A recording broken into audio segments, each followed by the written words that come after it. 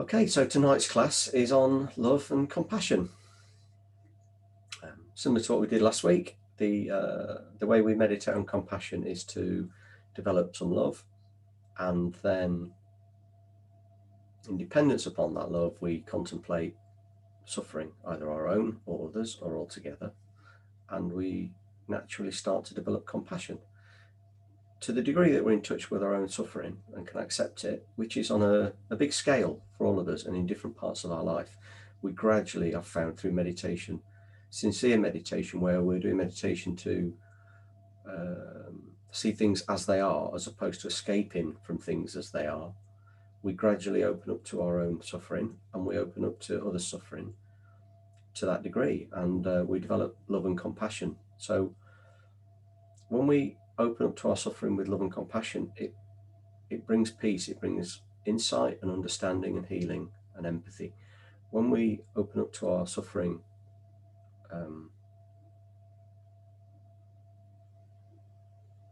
in a way that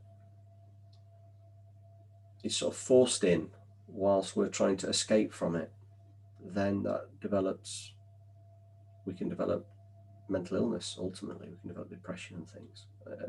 Initially it's just dissonance, it's awkwardness, it's unpleasantness, and we reject the teachings and we reject our own practice and things like that, because there's two things going on. It's a little bit like driving with the accelerator and the brake on. So it's a very, very beautiful, gradual, heartwarming, opening kind of practice, compassion. If we really can't be with our suffering deep down and we've got a lot of denial in our mind, like I used to have, then what arises, I found, was pity, which is awful, really. It's sort of poor them. And there's no basis for poor them. We're all in it together. We're all got the slings and arrows of life together. My suffering might be worse than yours one day, or vice versa, but there's just going to be another day where that'll change. And if anybody says they're beyond suffering, then I'd like to meet him. I'll give him a kick between the legs, see what happens. Ask him to eat a bowl of dog poo. That's a classic one. Sort of post a little video of eating some dog poo.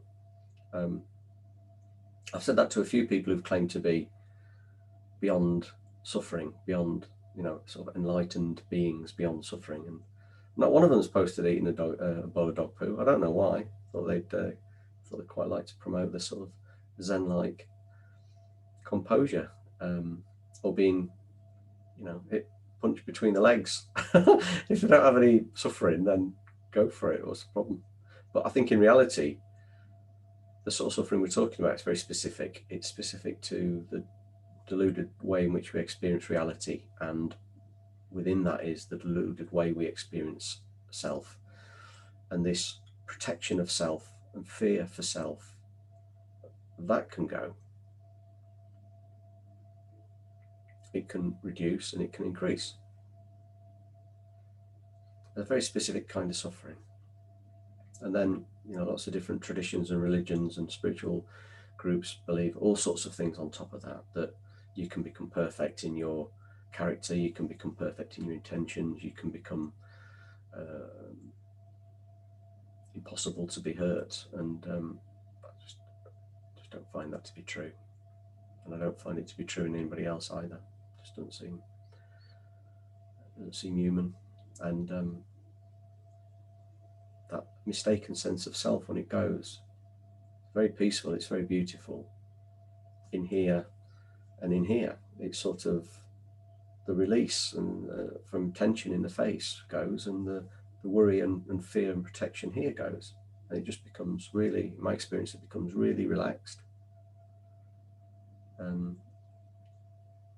And so does the sense behind the eyes, because we tend to feel that we're just behind here, just behind our eyes, in the middle, in there,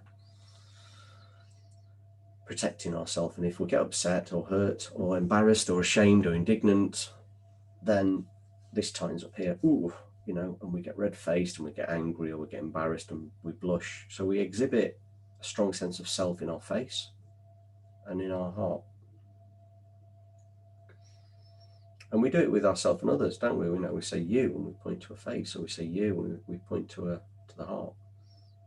For some reason, we never go me. We always do this with ourselves. We don't do that. We do it with others, but we don't do it with ourselves. But these are the two places where, for me, and this situation occurs, and it seems to flow between the two. So we can have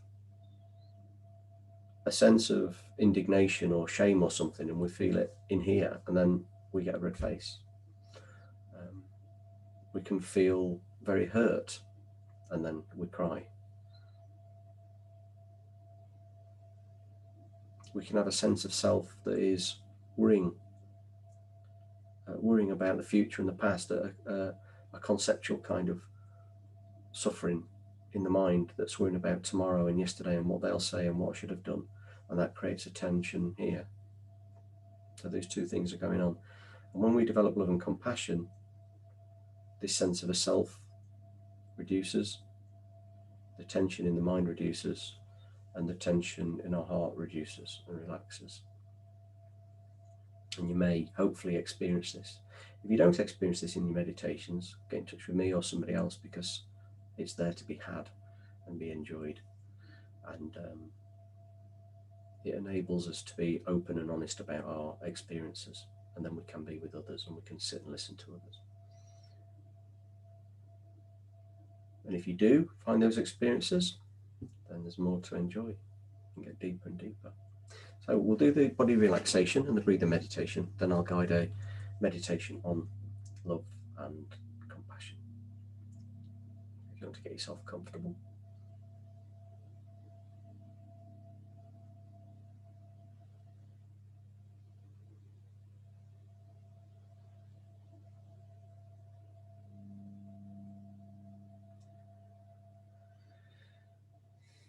So the first thing tonight is to just check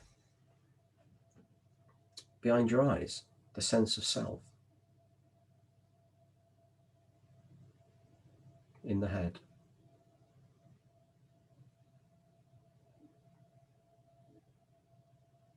That plans how not to have more suffering in the future. We weirdly even try to plan how not to have more suffering in the past. We fantasize about what we would say to someone in the past. We potentially replay the past. We're trying to resolve the past. Often that comes up as anger with the past. And we plan for the future to try to make it less unpleasant and more pleasant. And we worry and stress about those things. And we can end up catastrophizing. What if this happened? What if that happened? And so this is our happening behind our eyes in our mind. So become aware of this sense of self in the head, behind the eyes, perceiving the whole world.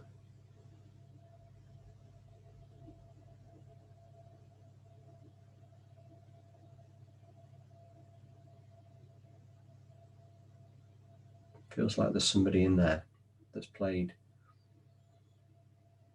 that's actually not created by ideas and the mind. Like it's always been here.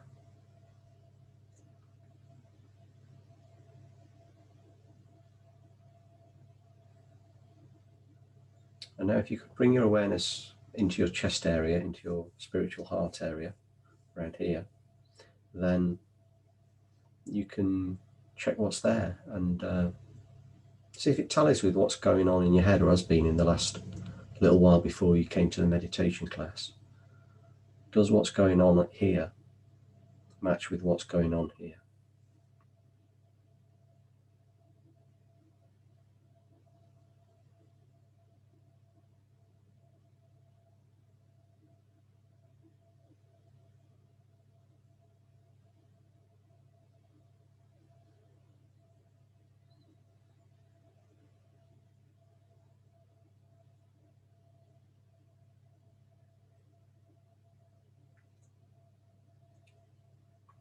So we can do this at any time. I recommend doing it often, checking in how your sense of self is inside of your head.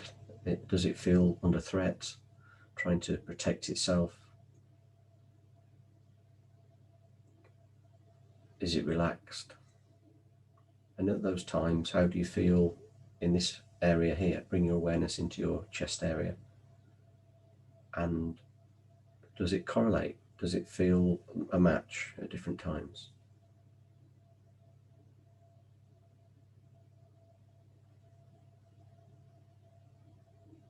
We then build up inner wisdom, the wisdom that recognizes things as they are, and the wisdom that recognizes how things are connected within ourselves and what impacts them and how they change moment to moment. And then no matter what anybody theorizes about ego and self and these other ideas and concepts, we'll start to know for ourselves how things function inside of us. It won't be a mystery. It will be a direct experience.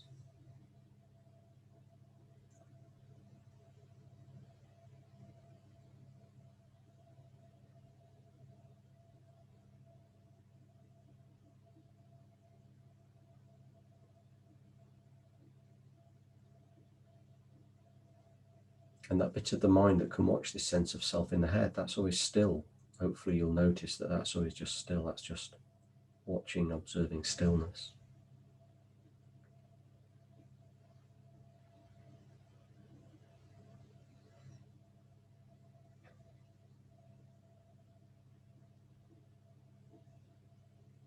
And we can imagine the whole universe is filled with this, and it permeates our whole body and mind. This observing stillness.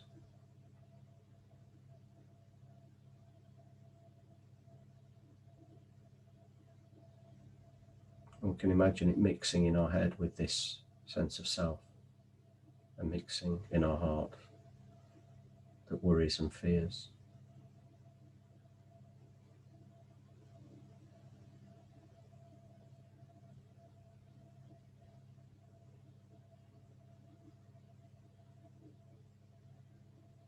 And imagine it softens them and starts to melt them away. The sense of self in the head becomes more spacious and relaxed. And the experience in our heart becomes more soft and gentle as the vast space of the watching stillness mixes with our mind and our heart.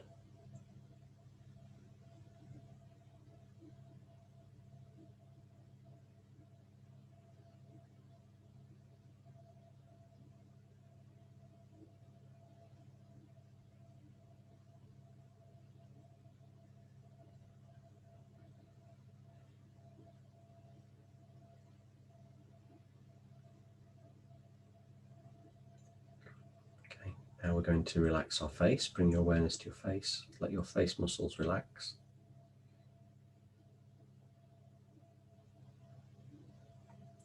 The space around your eyes, between your eyebrows, your lips, your cheeks, your jaw muscles, let them all just rest and loosen.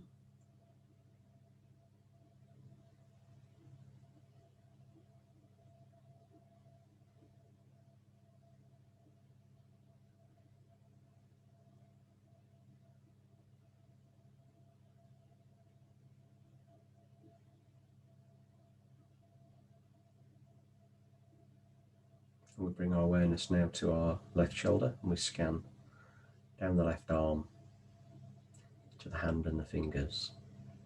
Loosen off the tension that we're holding.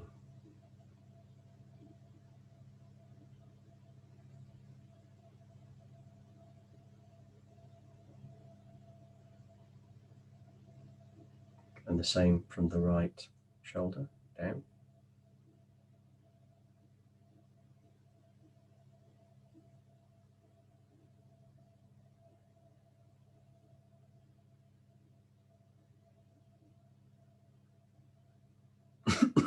And the left hip.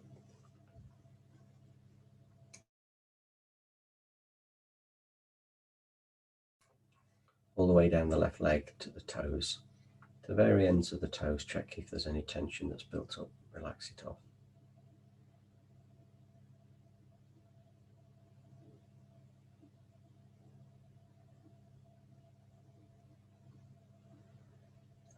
And now the same from the right hip.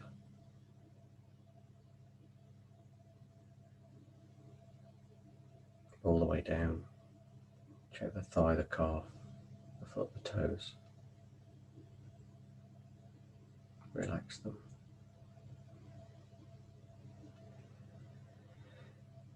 Now moving to the shoulders, we can check for any tension or tightness we might be holding in our shoulders, and get our head posture right, and crown of the head up, chin tucked in slightly. Nice and relaxed head.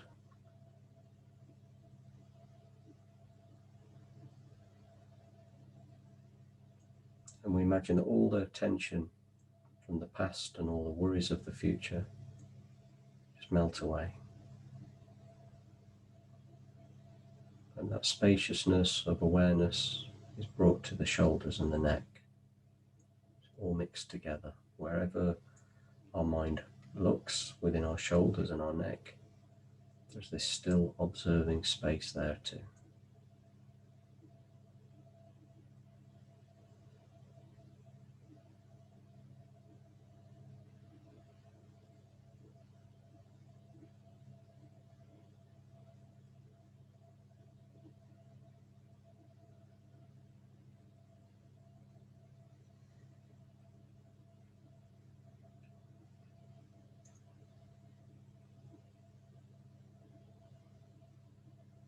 Now we visualize black smoke swirling around inside of our body cavity. And bound up in this black smoke is all of our fears. When we're compassionate towards others, we're not thinking about our fears. They go. We imagine this black smoke bound up with all of our fears. With 3 nice, steady, deep out breaths, we visualize this black smoke and these fears dissipating into the distance.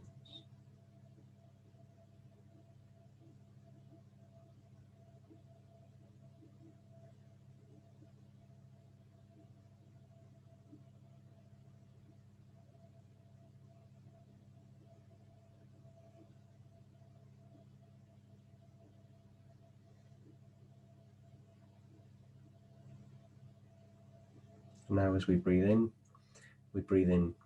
imagine breathing in sparkling golden light streaming in through the nostrils.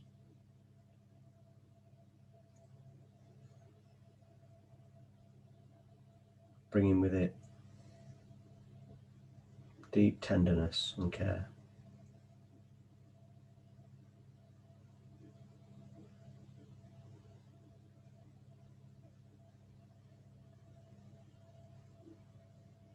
Imagine this golden light, this tenderness and care coming in through your nostrils, down into this heart area that we've talked about, that we've brought our awareness to. Imagine this kindness, this care, this gentleness, this forgiveness, this acceptance comes to your heart area, this golden sparkling light.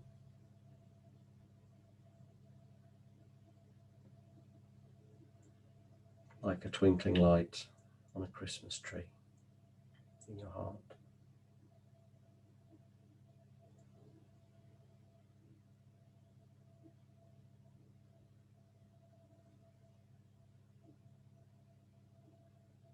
Imagine it expands, the warmth and the kindness expands through more and more of your heart area, to your abdomen, your chest,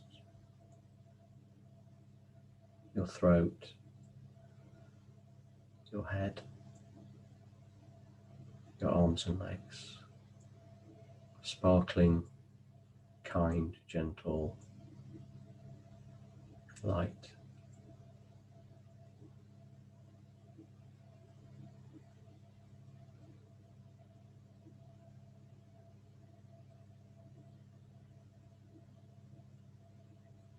If your mind wanders away, just come back to this.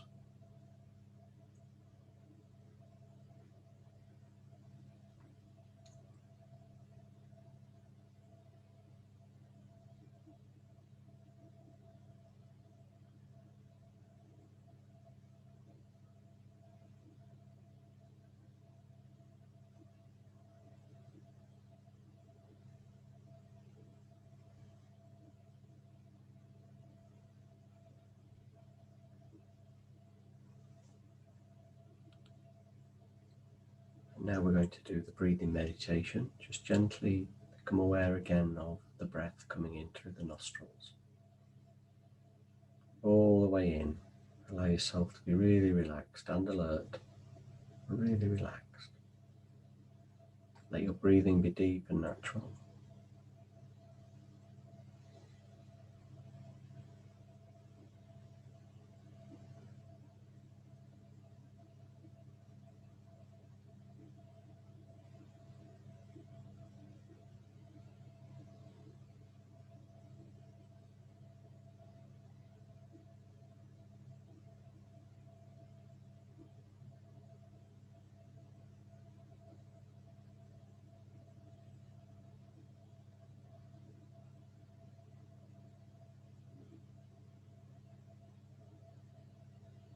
If your breathing becomes very shallow and it feels like you hardly need to breathe at all, then that's a sign of strong meditative concentration. Don't need to worry about that. That's just natural.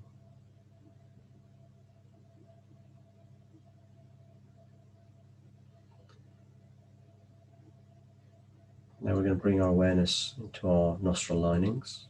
We're going to notice the cool and the warm, changing as the air comes in and out of the nostrils.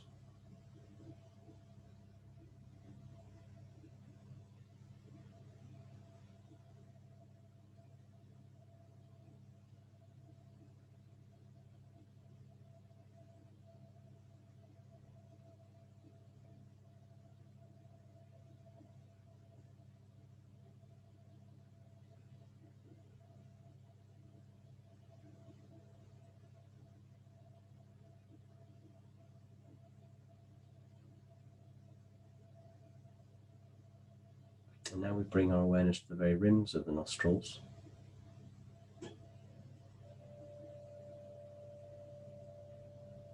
Again, it's the same thing.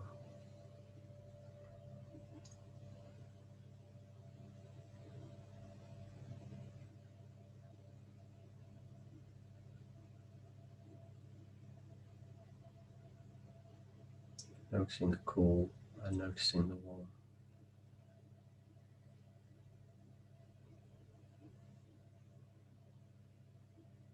Keep your body relaxed, keep that relaxation in your heart and in your head. Notice the cool and the warm at the rims of the nostrils.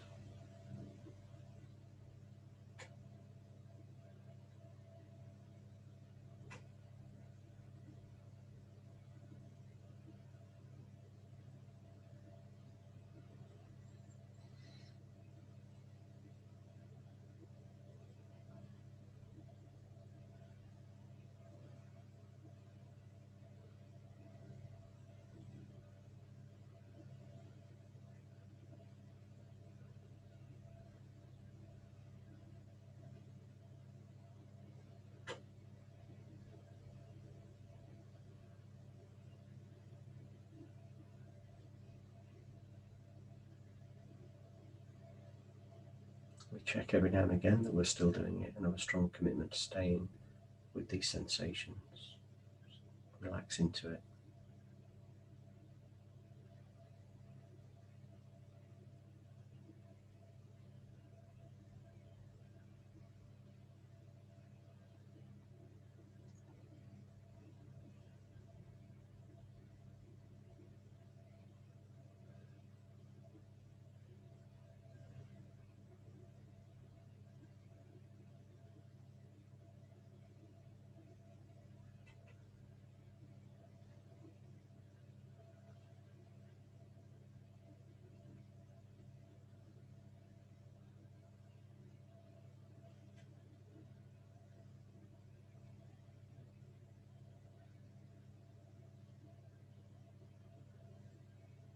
Now we all tend to have a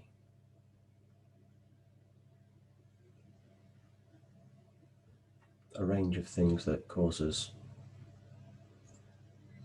disturbed mind.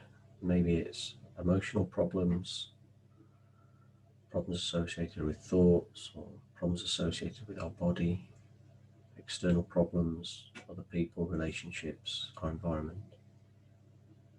I'd like you to just contemplate for yourself what these are for you, whether it's a particular problem with your body, a particular problem with your circumstances, something in your past, something that you can relate to others with in a very specific circumstance.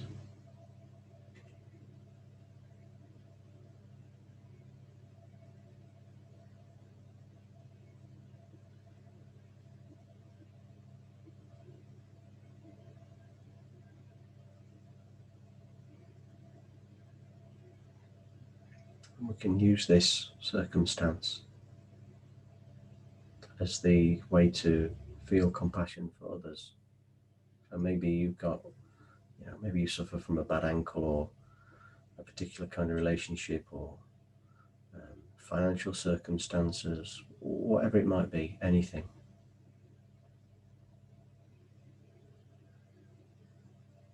We can consider just how many people in the world right now have got the same worry, the same suffering. So I'd like you to just think about how many people and where they might be, people who understand your suffering, you understand theirs in this particular thing.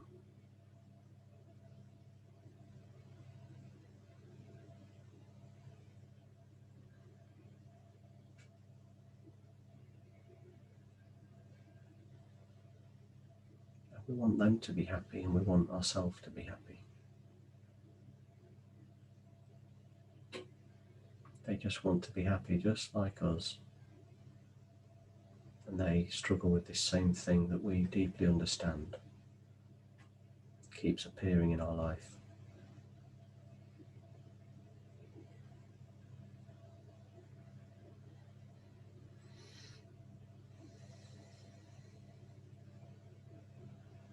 And we can think how wonderful if I didn't have this problem, and how wonderful if all these other people didn't too.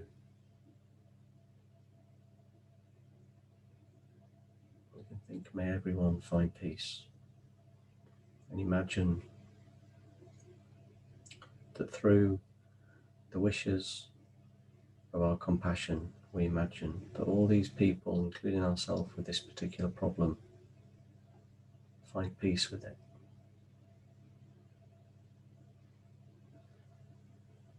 We imagine there's more peace in the world due to this empathy, this deep empathy.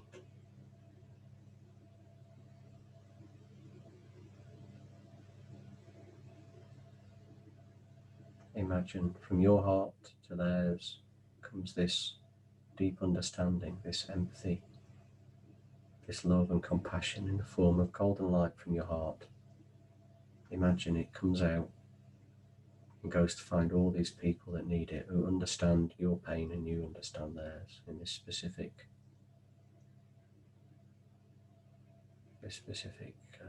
part of life.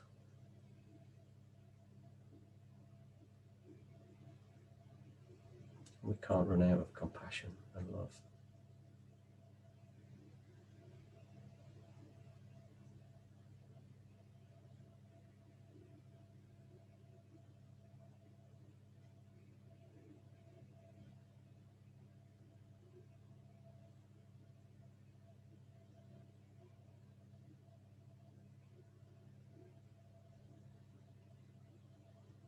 Finally, just gently bring your awareness back to your heart,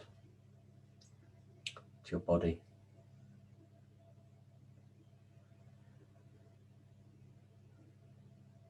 Just rest in whatever stillness has arisen, whatever relaxation you have for the last minute or so. If your mind wanders away, just come back and stay rested and still.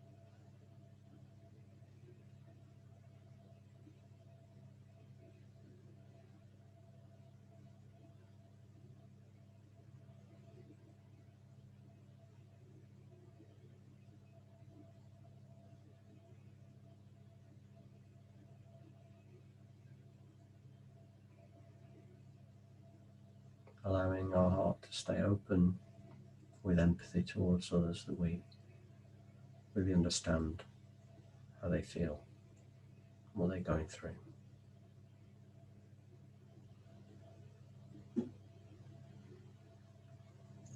And in this way, what we've done is we've used our difficult circumstance as a source for peace.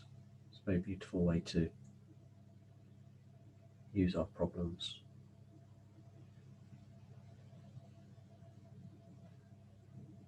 Before we come out of meditation, we can think, may everyone be happy. May everyone find contentment.